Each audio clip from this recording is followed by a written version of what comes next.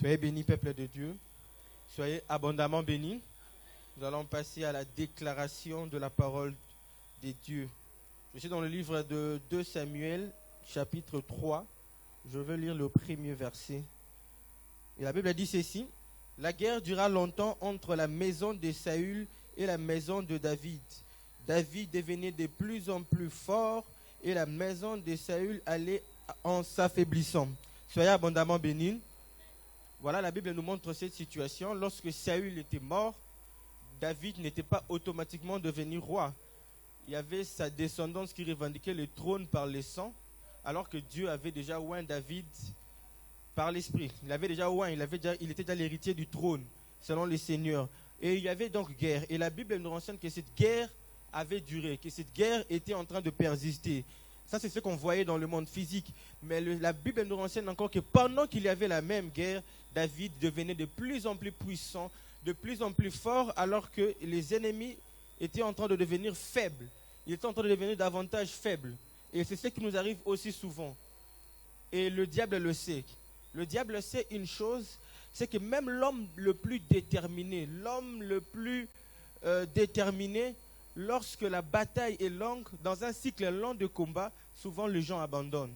Souvent les gens commencent à douter. Souvent les gens ne regardent plus les promesses, ils commencent à regarder les années, ils commencent à regarder le signe, le symptôme, parce que évidemment, dans le temps, on s'affaiblit.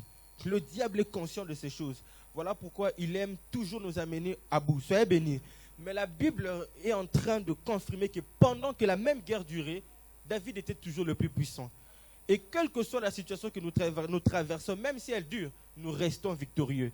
Et le diable reste l'ennemi anéanti à la croix. Soyez abondamment bénis. Alors nous allons déclarer sur la persévérance.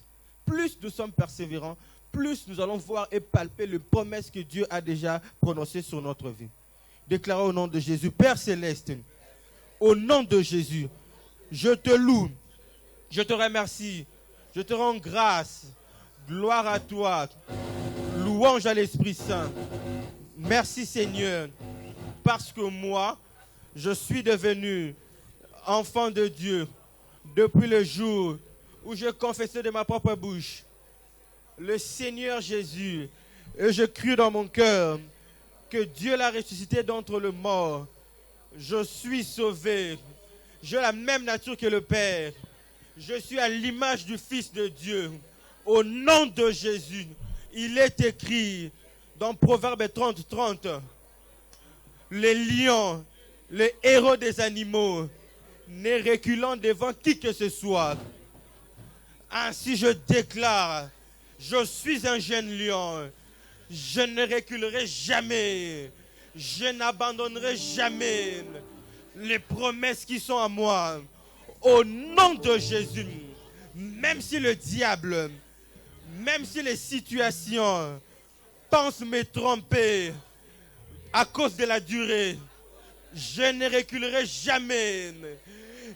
La Bible me dit, si tu es sage pour toi-même. Moi aussi je parle aux situations. Comme vous êtes trompeuse pour vous-même. Au nom de Jésus, je ne reculerai jamais.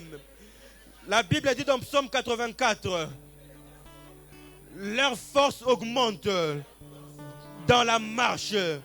Ainsi je déclare, plus je regarde la parole, plus je persévère. Ma domination est totale. Mon influence est sans partage. Au nom de Jésus, je suis le héros de ma destinée, le héros de ma famille. Au nom de Jésus, il est écrit dans Hébreux chapitre 10, verset 35-36. N'abandonnez donc pas votre assurance à laquelle est attachée une grande rémunération, car vous avez besoin de persévérance, afin qu'après avoir accompli la volonté de Dieu, vous obteniez ce qui vous a été promis. Ainsi je déclare, je persévère parce que la rémunération se trouve dans mon esprit. Je persévère comme les héros comme le lion que je suis, parce que j'obtiens ce qui m'a été promis. Au nom de Jésus, au nom de Jésus, je ne reculerai jamais. Le même chapitre dit encore, nous ne sommes pas de ceux qui se relâchent, de ceux qui se perdent.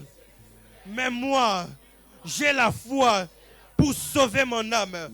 Ainsi je déclare, j'ai la foi pour toucher ce que je possède déjà. Au nom de Jésus, je dis ce que je crois. Et je crois en ce que je dis. Et je le vois s'accomplir dans ma vie. C'est dans le nom précieux du Seigneur Jésus que nous avons ainsi déclaré. Amen.